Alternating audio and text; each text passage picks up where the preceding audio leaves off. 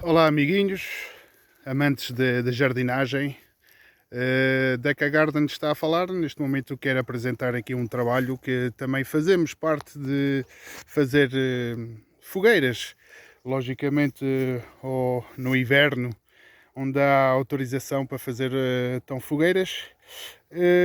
Nós conseguimos queimar uma grande parte de vites, de madeiras, de tudo que era podas, tudo isso. Só que agora neste momento está assim, pronto. Isto não avança, não passa daqui. E quero então mostrar um trabalho que pensei eu em fazer, que é superar. Superar como? Não é superar com a boca, não.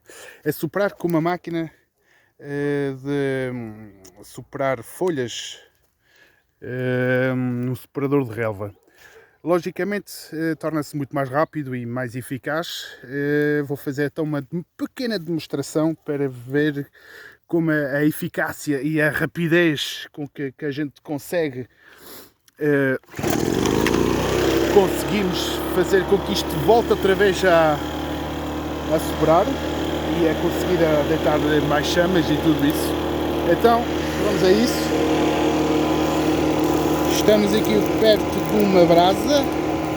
Pronto, se a gente soprar, logicamente não conseguimos, mas com o soprador é totalmente mais rápido. Vou acelerar um bocado.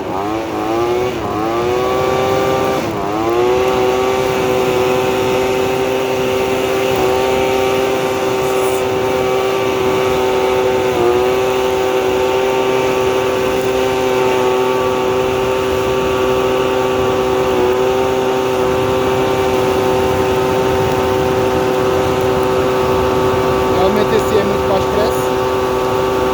Vai passar agora umas sardinhas. Estamos quase na hora do almoço. A calhada bem mesmo.